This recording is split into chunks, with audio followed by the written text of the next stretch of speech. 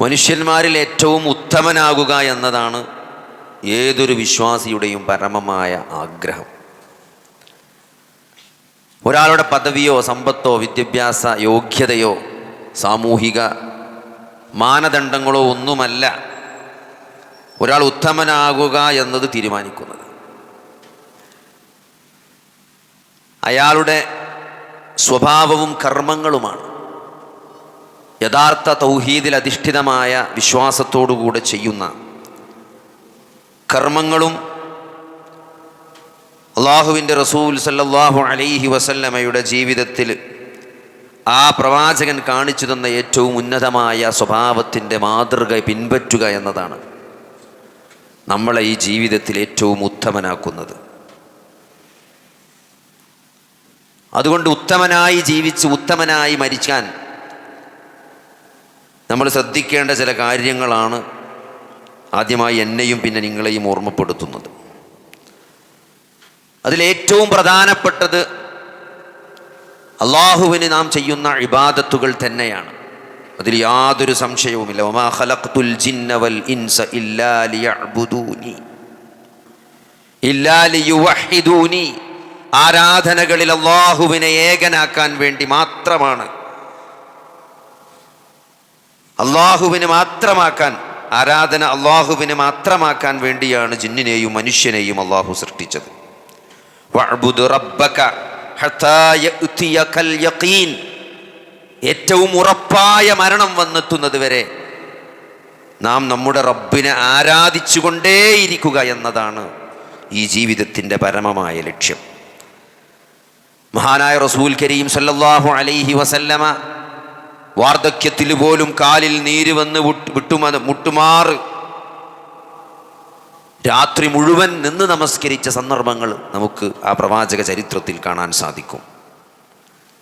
ചെയ്തതും ചെയ്യാനിരിക്കുന്നതുമായ പാപങ്ങൾ മുഴുവനും പുറത്തു നൽകപ്പെട്ട, സ്വർഗം ഉറപ്പിക്കപ്പെട്ട ഒരു പ്രവാചകൻ എന്തിനാണ് താങ്കൾ ഇങ്ങനെ കഷ്ടപ്പെടുന്നത് എന്ന് ചോദിച്ചപ്പോൾ ഞാൻ നന്ദിയുള്ള ഒരു അടിമയാകേണ്ടേ എന്നാണ് റസൂലുള്ളാഹി സ്വല്ലല്ലാഹു അലൈഹി വസല്ലം അതിന് നൽകിയ ഉത്തരം. അതുകൊണ്ട് ലഖദ് ഖാന ലക്കും ഫീ റസൂലില്ലാഹി ഉസ്വത്തുൻ ഹസന. ഈ പ്രവാചകനിൽ നിങ്ങൾക്ക് ഏറ്റവും ഉത്തമമായ മാതൃകയുണ്ട് സഹോദരങ്ങളെ, ഏത് വിഷയത്തിലാണെങ്കിലും. അതുകൊണ്ട് ഇബാദത്തിൽ നമ്മൾ മാതൃകയാക്കേണ്ടത്, നമ്മൾ മുന്നിൽ കാണേണ്ടത് മഹാനായ റസൂലുള്ളാഹി സ്വല്ലല്ലാഹു അലൈഹി വസല്ലമയെ തന്നെയാണ്. അതുകൊണ്ട് ഒരു വിശ്വാസി ഏറ്റവും ഉത്തമനാകണമെങ്കിൽ അയാളുടെ ഇബാദത്ത് ഏറ്റവും ഉന്നതമായ ഇബാദത്തിൻ്റെ ഉടമയാക്കുക, അത് അല്ലാഹുവിന് മാത്രമാക്കുക. ഇബാദത്തുകളിൽ സ്ഥിരത ഉണ്ടായിരിക്കുക എന്നുള്ളതാണ്. ഇന്നൊന്ന് നിസ്കരിച്ച് ഇന്ന് തഹജ്ജുദ് നിസ്കരിച്ച് നാളെ അത് ഉപേക്ഷിക്കുക, ഇന്ന് വിത്ർ നിസ്കരിച്ച് നാളെ വിത്ർ ഉപേക്ഷിക്കുക. അങ്ങനെ ചില ദിവസം സുന്നത്ത് നിസ്കരിച്ച് ചില ദിവസം നിസ്കരിക്കൂല. അങ്ങനത്തെ ഒരു സ്ഥിതി വിശ്വാസിക്ക് പാടുള്ളതല്ല. ഏറ്റവും പ്രിയങ്കരമായ കർമ്മം, അല്ലാഹുവിന് ഏറ്റവും ഇഷ്ടപ്പെട്ടത് എന്താണ്? അത് കുറഞ്ഞതാണെങ്കിലും അത് സ്ഥിരമായി ചെയ്യുന്നതാണെന്നാണ് റസൂലുള്ളാഹി സ്വല്ലല്ലാഹു അലൈഹി വസല്ലം പറഞ്ഞതായിട്ട് ഇമാം ബുഖാരി അദ്ദേഹത്തിൻ്റെ സ്വഹീഹിൽ ഉദ്ധരിച്ചതായിട്ട് കാണാൻ പറ്റും. അപ്പോൾ കുറച്ചാണെങ്കിലും എന്ത് ചെയ്യണം? അത് സ്ഥിരമായി ചെയ്യണം. ഒരു 2 റക്അത്ത് ദുആ എന്ന് നിസ്കരിച്ചിട്ടുണ്ടെങ്കിൽ അത് നാളെ നിസ്കരിക്കണം. ഇടയ്ക്ക് കൂട്ടിയാലും കുഴപ്പമില്ല, എന്നാലും കുറയാൻ പാടില്ല. ഒരു ഒഴിവൊക്കെ ഉണ്ട്, ഞായറാഴ്ചയാണ്, എന്നൊരു 8 റക്അത്ത് നിസ്കരിച്ചാൽ തോന്നിയാൽ നിസ്കരിച്ചോളൂ, എനിക്ക് തെറ്റില്ല. പക്ഷേ അതൊരു മിനിമം നിന്ന് നമ്മൾ കുറഞ്ഞു പോകാൻ പാടില്ല. എന്നും നിസ്കരിച്ചിട്ട് മിനിമത്തിൽ നമ്മൾ എന്ത് ചെയ്യാൻ പാടില്ല, അത് ഒഴിവാക്കുക, കുറയ്ക്കുക ചെയ്യരുത്.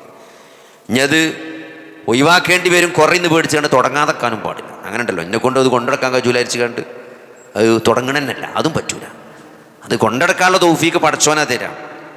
അതിനാണ് പടച്ചോൻ പ്രാർത്ഥിക്കാൻ അല്ലാഹുമ്മ അഇന്നി അലാ ദിക്രിക വശുക്രിക വഹുസ്നി ഇബാദതിക. അല്ലാഹുവേ നീ എന്നെ സഹായിക്കണം എന്നാണ്, കച്ചവടം നടത്താനല്ല, അല്ലേ, വണ്ടി വാങ്ങാനല്ല. അലാ ദിക്രിക, നിന്നെ ഓർക്കാനാണ്. വശുക്രിക, നിനക്ക് നന്ദി കാണിക്കാൻ. വഹുസ്നി ഇബാദതിക, എൻ്റെ ഇബാദത്ത്, നിന്നോടുള്ള എൻ്റെ ആരാധന നല്ല ഹുസ്നുള്ളതാക്കാൻ വേണ്ടിയിട്ടാണ്, ഇഹ്സാനുള്ളതാക്കാൻ വേണ്ടിയിട്ട്, അല്ലേ. ഇഹ്സാനുള്ള ഇബാദത്ത്. ഞാൻ അള്ളാഹുവിനെ കാണുന്നില്ലെങ്കിലും അള്ളാഹു എന്നെ കാണുന്നുണ്ട് എന്ന രൂപത്തിൽ ഇബാദത്ത് ചെയ്യാൻ കഴിയാം. അത് വേറൊരു വൈബാണ്, വേറെ ലെവലിലുള്ള സാധനമാണ്. അപ്പോൾ അതെന്തായാലും പടച്ചോൻ്റെ അടുത്തൊരു തൗഫീക്ക് വേണം. ആ തൗഫീക്കിന് വേണ്ടി നിരന്തരം പ്രാർത്ഥിക്കണം. അപ്പോൾ നമ്മൾ 2 റക്അത്ത് തുടങ്ങിയാൽ 2 റക്അത്ത് നിലനിർത്താൻ പറ്റും. 1 or 2 കല്ല് കഴിയുമ്പോൾ ആ ലുഹ 2 ലുഹ 4 പറ്റും. പിന്നെ നമുക്ക് ഒഴിവ് വരുന്നതിനനുസരിച്ച് നമ്മൾ ഷോപ്പ് 4, 5, 6, 7 ഷോപ്പാകുമ്പോൾ 2, 3 സ്ഥലത്ത് ബിസിനസ് ഉള്ളത് 6, 8, 10 സ്ഥലത്ത് ബിസിനസ് ആകുമ്പം 2 റക്അത്ത് ലുഹ നിർത്തല്ലേ വേണ്ടി, 4 റക്അത്താക്കാൻ വേണ്ടി. വരുമാനം കൂടുമ്പം, സമ്പത്ത് കൂടുമ്പം, അല്ലേ, വിപുലമായ നമ്മൾ വലിയ വലിയ ആളായി വരുമ്പോൾ സഹോദരങ്ങളെ ഉള്ളത് കുറഞ്ഞു പോകുകയല്ല വേണ്ടത്. 2 റക്അത്ത് ദുആ നിസ്കരിച്ച് ഞാൻ ഇപ്പോൾ അതും നിർത്തി, പെരും കച്ചവടത്തിലാണെന്നല്ല പറയേണ്ടത്. ഞാൻ ഇപ്പോൾ 4 ആക്കിയാണ്. ഇപ്പം എൻ്റെ ബിസിനസ്സിനൊക്കെ ആളെ വെച്ച് കുറച്ചും കൂടിയൊക്കെ ഓതാനും നിസ്കരിച്ചാനൊക്കെ നേരുണ്ടാക്കിയാണ് എന്ന്. അപ്പോഴാണ് സഹോദരങ്ങളെ നമ്മൾ അള്ളാഹുവിന് നന്ദി കാണിക്കേണ്ടതെന്ന് പറയാൻ പറ്റുള്ളൂ. അതുകൊണ്ട് അത് പ്രാർത്ഥിച്ച് നേടേണ്ട സാധനമാണ്. അല്ലാഹുമ്മ അഇന്നി അലാ ദിക്രിക വശുക്രിക വഹുസ്നി ഇബാദതിക. നീ എന്നെ സഹായിക്കണം. എന്തിന്? നിന്നെ ഓർക്കാൻ, നിനക്ക് നന്ദി കാണിക്കാൻ, എൻ്റെ ഇബാദത്ത് നന്നാക്കാൻ, ഇഹ്സാനുള്ള ഇബാദത്താക്കാൻ. അപ്പോൾ ഇബാദത്ത് തന്നെയാണ് ഒരാൾ ഉത്തമനാണ് എന്ന് തീരുമാനിക്കുന്നത് അയാളുടെ ഇബാദത്ത് തന്നെയാണ്. അത്ര വേറെ നമ്മൾ എന്ത് നല്ല കുനിങ്ങുപ്പായിട്ട് നടന്നിട്ടും കാര്യമില്ല. ഇബാദത്തിൻ്റെ കാര്യത്തിൽ 5 നേരത്തെ ഫർള് നമസ്കാരത്തിൻ്റെ കാര്യത്തിൽ വീഴ്ചയുണ്ടോ? ഖുർആനുമായിട്ട് ബന്ധമില്ല സഹോദരങ്ങളെ, ദിക്റുമായിട്ട് നമുക്ക് യാതൊരു ബന്ധവുമില്ലെങ്കിൽ, നമുക്ക് നമ്മളെ ഇബാദത്തിന് പ്രശ്നമുണ്ടെങ്കിൽ നമ്മൾ എത്ര നല്ല കുപ്പായം തുണിയിട്ട് നടന്നിട്ട് കാര്യമില്ല. നമ്മൾ ഉത്തമനല്ല. നമ്മൾ ജനങ്ങളോട് എങ്ങനെ പെരുമാറിയിട്ടും കാര്യം. അള്ളാഹുവിനോടുള്ള നമ്മുടെ ഇബാദത്തിൻ്റെ വിഷയത്തിൽ ഒരു വിശ്വാസി പ്രവാചകനെ മാതൃകയാക്കിക്കൊണ്ട് അതിൽ മുന്നേറിക്കൊണ്ടിരിക്കണം എന്നുള്ളതാണ്. അതേപോലെ തന്നെ സഹോദരൻ രണ്ടാമത്തെ കാര്യം ജനങ്ങൾക്ക് ഉപകാരം ചെയ്യുക എന്നുള്ളതാണ്. മനുഷ്യനൊരു സാമൂഹ്യ ജീവൻ. നമ്മളെ നിസ്കാരം, നോമ്പും ഹജ്ജൊക്കെ എടുത്ത് നോക്കിയല്ലേ, നമ്മളെ ഫാത്തിഹ പോലും എന്താണ്? ഇയ്യാക നഅ്ബുദു വ ഇയ്യാക നസ്തഈൻ. ഞങ്ങൾ എന്നാ പറയണത്. ഞാൻ ഒറ്റക്ക് നിസ്കരിക്കുമ്പോൾ പോലും നമ്മളെന്താ പറയണത്? ഇയ്യാക നഅ്ബുദു വ ഇയ്യാക നസ്തഈൻ, അല്ലേ? ഞങ്ങൾ നിന്നെ മാത്രം ആരാധിക്കുന്നു, നിന്നോട് മാത്രം സഹായം തേടുന്നു. ഒക്കെ ഞങ്ങളാണ്. ഒരു സാമൂഹ്യ ജീവിയാണ് മനുഷ്യൻ. സക്കാത്താകട്ടെ, സ്വതക്കയാകട്ടെ, ഒരു ഇസ്ലാമിൻ്റെ സ്ട്രക്ചർ തന്നെ, ജമാഅത്ത്, നമസ്കാരം, ഇതൊക്കെ പള്ളി, ഇതൊക്കെ ഒരു സാമൂഹ്യ ബന്ധമുള്ള ഒരു സാമൂഹിക ജീവിയായിട്ടാണ് അള്ളാഹു മനുഷ്യനെ സംവിധാനിച്ചിട്ടുള്ളത്. അതുകൊണ്ട് അത് വതആവനു അലൽ ബിർരി വത്തഖ്വ. എങ്ങനെയാണ്? ബിർറിലും തഖ്വയിലും നിങ്ങൾ പരസ്പരം സഹായിക്കണം എന്നാണ്. വലാ തആവനു അലൽ ഇസ്മി വൽ ഉദ്വാൻ. ശത്രുതയിലും തിന്മയിലും കുറ്റത്തിലും എന്ത് ചെയ്യാൻ പാടില്ല? സഹായിക്കാൻ പാടില്ല. അപ്പോൾ അതാണ് ഇസ്ലാമിൻ്റെ മനുഷ്യൻ്റെ പരസ്പര ബന്ധങ്ങളുടെ അടിസ്ഥാനം തന്നെ എന്താണ്? നന്മയാണ്, തഖ്വയാണ്. ഒരാൾക്ക് ദീനുണ്ടാക്കി കൊടുക്കുക, ഒരാൾക്ക് അറിയാത്ത ദീന് പറഞ്ഞു കൊടുക്കുക, അയാൾ അള്ളാഹുവിലേക്കുള്ള വഴി കാണിച്ചു കൊടുക്കുക, അത് ഓർമ്മപ്പെടുത്തുക പരസ്പരം. മനുഷ്യൻ അങ്ങനെയാണ്. എപ്പോഴും ഒരേ ഈമാൻ എല്ലാവർക്കും ഉണ്ടാവില്ല. അങ്ങനെ താന്നും കുറഞ്ഞൊക്കെ നിൽക്കും. എന്താ അപ്പം നിങ്ങളെ പള്ളിയൊക്കെ കാണുന്നില്ലല്ലോ? സ്ഥിരം കാണുന്ന ഒരാളാത്ത കാണാതൊക്കെ എന്താ അപ്പം കാണുന്നില്ലല്ലോ? പോകണം. ഒരു സുബൈസ് കഴിച്ചിട്ട് നേരെ കയറി ചെല്ലണം. എന്താ ഇപ്പം 2 ദിവസമായിട്ട് പള്ളി കാണുന്നില്ലല്ലോ? അപ്പോൾ ചിലപ്പം കൊണക്കടക്കാർ, ചിലപ്പോൾ സ്ഥലത്തുണ്ടാവില്ല. 4 സഹോദരങ്ങളെ അത് അന്വേഷിക്കുന്നുണ്ട് എന്ന് അറിയുമ്പം അതിൽ പരസ്പരം ഓർമ്മപ്പെടുത്തലുണ്ടാവും. പഴയ ഉഷാറൊന്നും ഇപ്പം ഇല്ലല്ലോ. പഴയ പോലൊന്നും സ്വതക്കൻ്റെ കാര്യത്തിലും ദീനിൻ്റെ കാര്യത്തിലൊക്കെ ഒരു പഴയ ഉഷാർ കാണില്ല. ചിലപ്പോൾ അങ്ങനെയൊക്കെ അതിൽ കാരണം ഉണ്ടാവും. അതൊക്കെ നമ്മളെ കൊണ്ട് പരിഹരിക്കാൻ പറ്റുന്ന സഹോദരങ്ങൾ, അത് നമ്മൾ ഇടപെടണം. അതാണ് ഒരു വിശ്വാസിയുടെ മാതൃക. റസൂലുള്ളാഹി സ്വല്ലല്ലാഹു അലൈഹി വസല്ലമയുടെ സഹാബത്ത് അങ്ങനെയായിരുന്നു, അല്ലേ? അവർ പരസ്പരം ദീനിൻ്റെ കാര്യങ്ങൾ, സ്വർഗത്തിലേക്ക് അടുപ്പിക്കുന്ന കാര്യങ്ങൾ, പരലോക രക്ഷയുടെ കാര്യത്തിൽ അവർ മത്സരിക്കായിരുന്നു. അവർ പരസ്പരം ഓർമ്മപ്പെടുത്തിയിരുന്നു. അതുകൊണ്ട് സഹോദരങ്ങളെ, അങ്ങനെയാകണം ഒരു വിശ്വാസി. ഖൈറുന്നാസി അൻഫഉഹും ലിന്നാസ് എന്നാണ്. ജനങ്ങളിൽ ഏറ്റവും ഖൈറായിട്ടുള്ളവർ ആരാണ്? അവർ ജനങ്ങൾക്ക് ഏറ്റവും ഉപകാരമുള്ളവരാണ്. നമ്മളെ അഭാവത്തിൽ ആളുകൾ പറയും, അയാളുണ്ടായിരുന്നെങ്കിൽ പ്രശ്നം പരിഹരിക്കുമായിരുന്നു, അയാളുണ്ടെങ്കിൽ അതൊക്കെ ഒരു തീരുമാനമാക്കുമായിരുന്നു എന്ന് ചില ആളുകളെ പറ്റി അതാണ് വിശ്വാസിയുടെ ലക്ഷണം. ജനങ്ങൾക്ക് ഉപകാരമുള്ളവനായിരിക്കണം എന്നുള്ളതാണ്.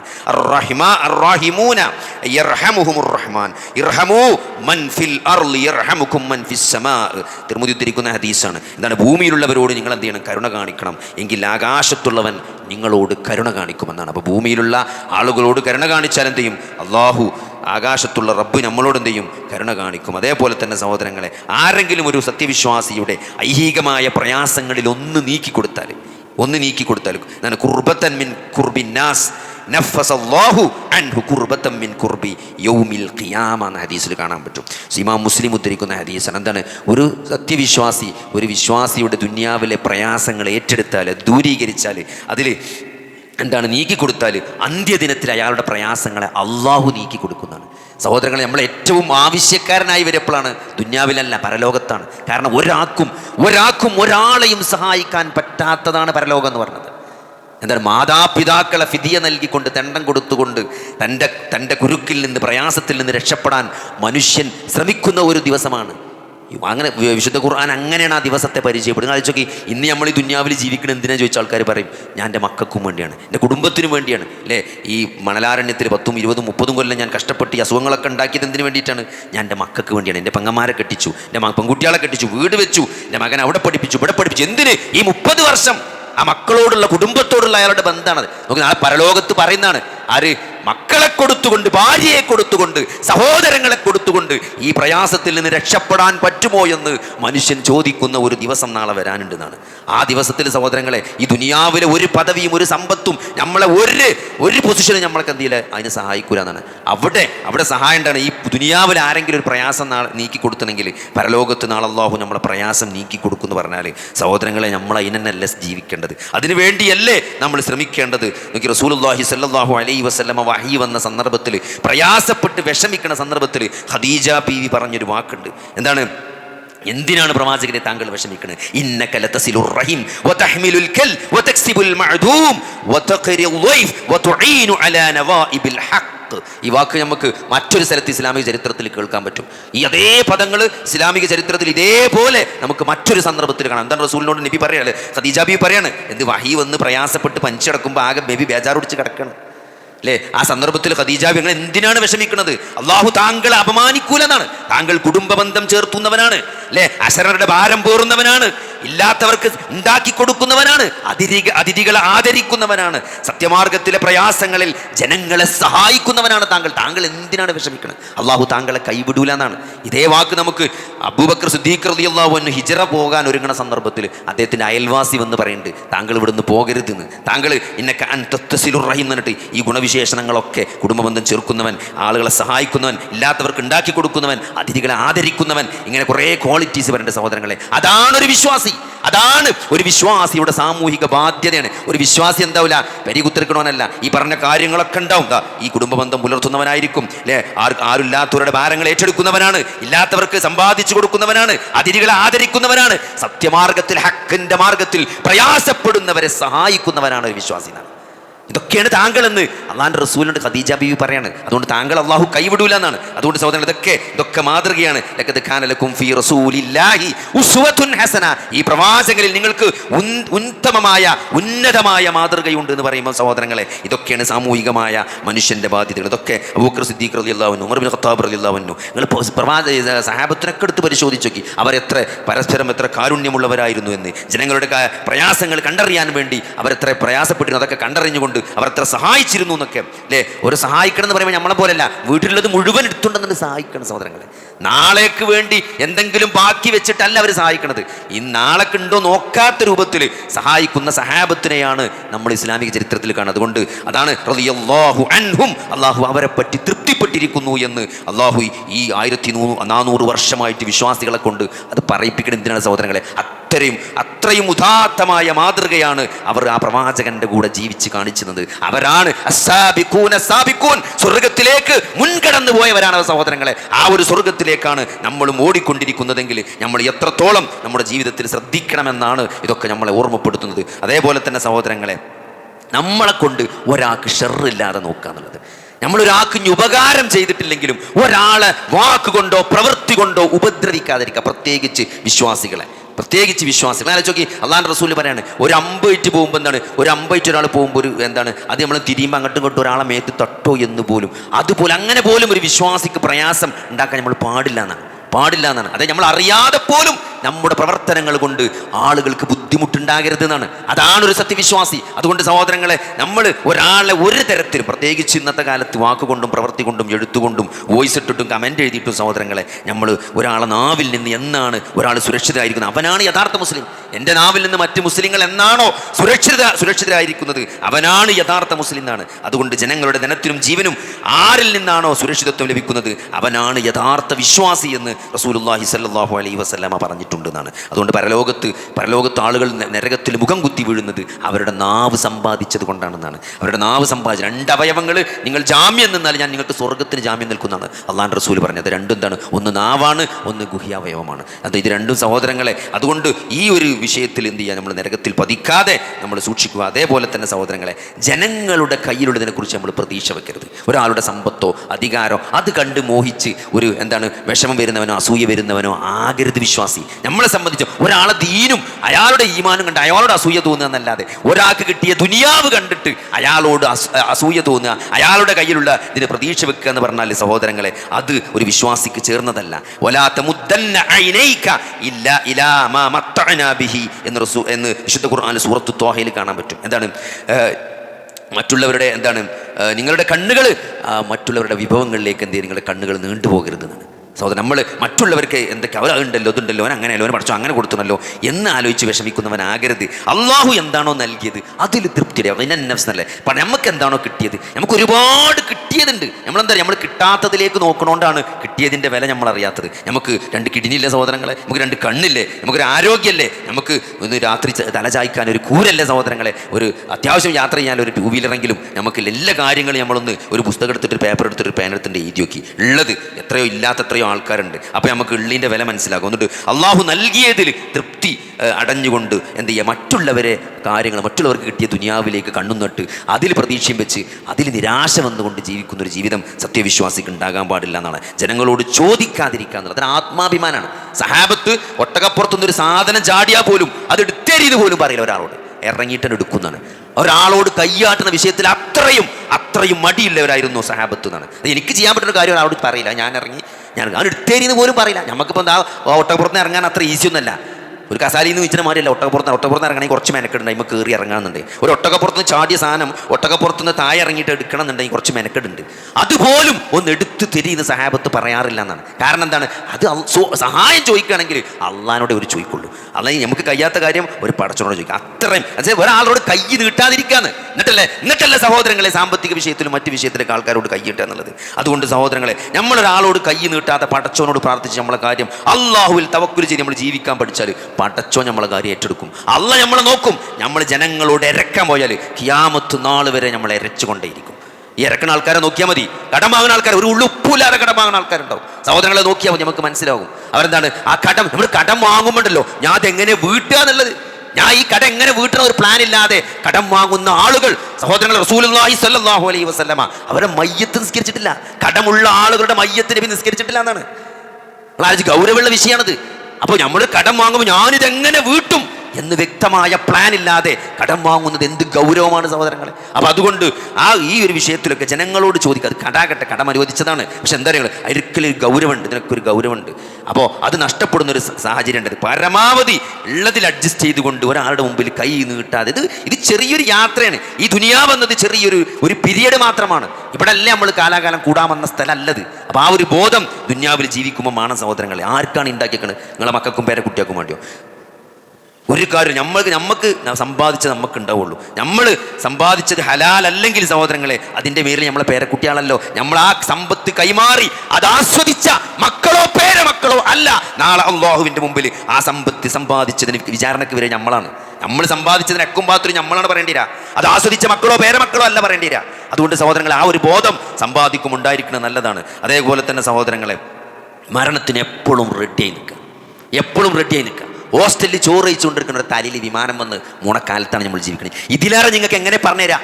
ഹോസ്റ്റലിൽ ഉച്ചക്ക് ചോറ് കഴിച്ചാൽ വന്ന് കടന്നുറങ്ങണം എന്ന് വിചാരിച്ച് റൂമിക്ക് വന്നവൻ്റെ തലയിൽ കൂടെ വിമാനം വന്ന് വീണ് മരിച്ചിട്ടുണ്ടെങ്കിൽ നിങ്ങൾ എത്രത്തോളം നിർഭയരാണ്. ഒരിക്കലും ഒരു നിർഭയത്വം ഇവിടെ പറയാൻ ഒരാൾക്കും സാധിക്കൂല. അങ്ങനെ ഏത് രൂപത്തിൽ ഏത് സമയത്ത് എങ്ങനെ മരണം വരാം. നമ്മളെ കയ്യിൽ നമ്മളെ തലൻ്റെ സൈഡിൽ വെച്ച ഫോൺ അത് പൊട്ടിത്തെറിക്കില്ലെന്ന് നിങ്ങൾക്ക് എന്താ ഉറപ്പുള്ളത്? അതിൻ്റെ ഉള്ളിൽ ഇലക്ട്രോണിക് സാധനങ്ങളാണ്. അതിൻ്റെ ഉള്ളിൽ ആർക്കും കൺട്രോൾ ചെയ്യാൻ പറ്റിയ ഇലക്ട്രോണിക് ഡിവൈസുകളാണ്. ഈ സാധനത്തിൻ്റെ ഉള്ളിൽ നിങ്ങൾ തലക്കുമ്പത്ത് പുറത്ത് കടന്നുറങ്ങുന്ന സാധനം. അത് പൊട്ടിത്തെറിച്ച് മരിക്കാൻ ഒരു പ്രയാസമില്ല. അതുകൊണ്ട് മരണം അത് നിങ്ങളുടെ കരോട്ടിഡ് ആർട്ടറിയേക്കാൾ, നിങ്ങളുടെ തലച്ചോറിലേക്ക് പോകുന്ന രക്തക്കുഴലിനേക്കാൾ അത് മരണം നമ്മളോട് ചേർന്ന് നിൽക്കുന്നുണ്ട് എന്ന ഒരു ബോധം ജീവിതത്തിലുടനീളമാണ്. ഏത് സമയം എപ്പോഴും തട്ടിപ്പോവും, യാതൊരു സംശയമില്ല. അതിന് പ്രായമോ കാലോ സമയമോ ഒന്നും പ്രശ്നമല്ല. അതിന് യാതൊരു തടസ്സമില്ല. നിങ്ങൾ ജനിച്ചിട്ടുണ്ടോ, നിങ്ങൾ മരിച്ചിരിക്കും. അത് ഒരാൾക്കും ഒരു സ്ഥലത്തും ഒരു സമയത്തും പ്രഡിക്റ്റ് ചെയ്യാൻ പറ്റാത്ത സാധനമാണ്. അതുകൊണ്ട് ആ ഒരു ബോധം, കുല്ലു നഫ്സിൻ ദാഇഖത്തുൽ മൗത്ത്, അങ്ങനെ തന്നെ ഖുർആൻ പറഞ്ഞു. നിങ്ങൾ മരിക്കുന്നല്ല സഹോദരങ്ങളെ പറഞ്ഞത്, നിങ്ങൾ മരണം ആസ്വദിക്കുന്ന പറഞ്ഞത്. അത് ഓരോരുത്തർക്കും ഓരോ ടേസ്റ്റ് ആയിരിക്കും. ഓരോ കൂജയിൽ നിന്ന് വെള്ളമൊടിക്കുന്നത് പോലെ വളരെ സുഗമമായ മരണം ഉണ്ടാവും.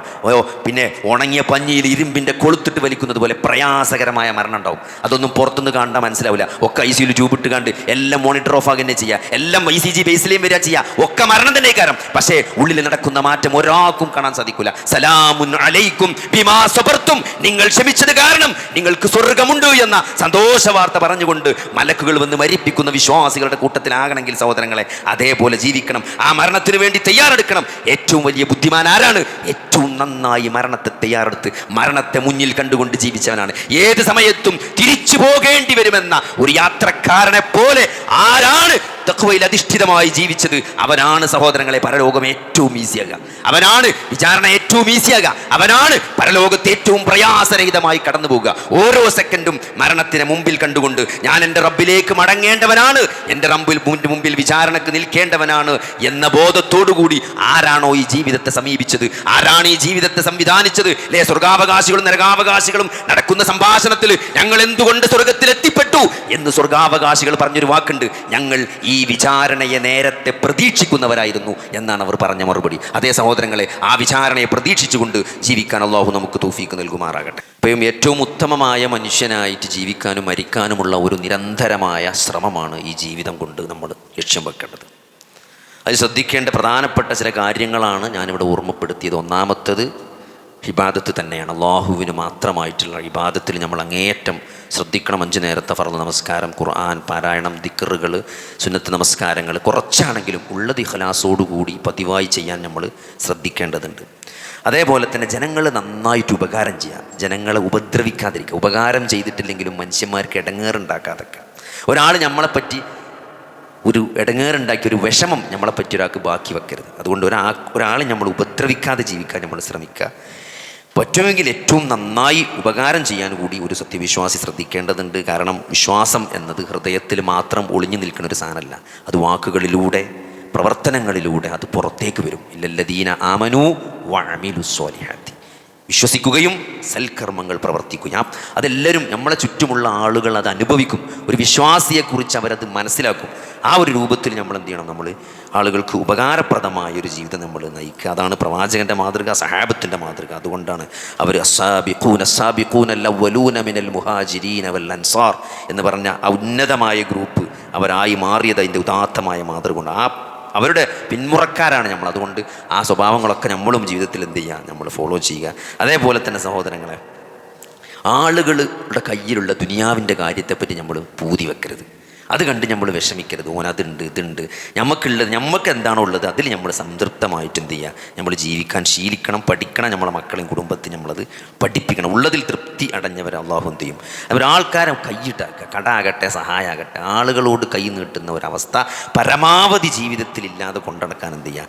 അത്യാവശ്യ ഘട്ടങ്ങളിൽ മാത്രം കൈ നീട്ടുന്നൊരു ശീലം ഉണ്ടാക്കുക. അതൊരു മോശമായി തന്നെ നമ്മൾ കാണണം എന്നുള്ളത്. അതേപോലെ തന്നെ മരണത്തിന് വേണ്ടി തയ്യാറാകുക. ഏത് നിമിഷവും മരിക്കാൻ തയ്യാറായിട്ട്, അല്ലേ? പരലോകമാണ് ഒരു വിശ്വാസിയുടെ യഥാർത്ഥ ജീവിതം എന്ന ബോധത്തോടുകൂടി മരണത്തിനായിട്ട് നമ്മൾ തയ്യാറാകുക. അതാണ് ഇത്രയും കാര്യങ്ങൾ നമ്മൾ ശ്രദ്ധിച്ച് ജീവിച്ചാൽ നമ്മൾ ഏറ്റവും ഉത്തമനായ ഒരു വിശ്വാസിയായിട്ട് ജീവിച്ച് മരിക്കാനുള്ള പടച്ചോൻ്റെ ഒരു തൗഫീക്ക് ഉണ്ടാവും. കാരണം എന്താ വെച്ചാൽ അള്ളാഹുവിനും റസൂലിനും നിങ്ങൾ ജീവിതത്തിൽ കൊടുക്കുന്ന വില എന്ത്, പൊസിഷൻ എന്ത്, അതന്നെയാണ് അൾട്ടിമേറ്റ്ലി ഇവിടെ വിലയിരുത്തുക. അതാണ് ജീവിതത്തിൻ്റെ മാനദണ്ഡം.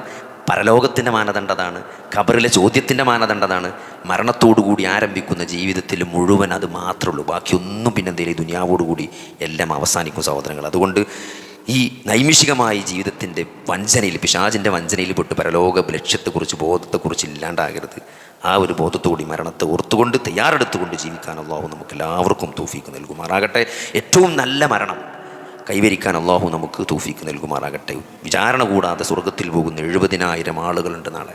ആ കൂട്ടത്തിൽ നമ്മളെ അള്ളാഹു കുടുംബസമേതം ഉൾപ്പെടുത്തുമാറാകട്ടെ.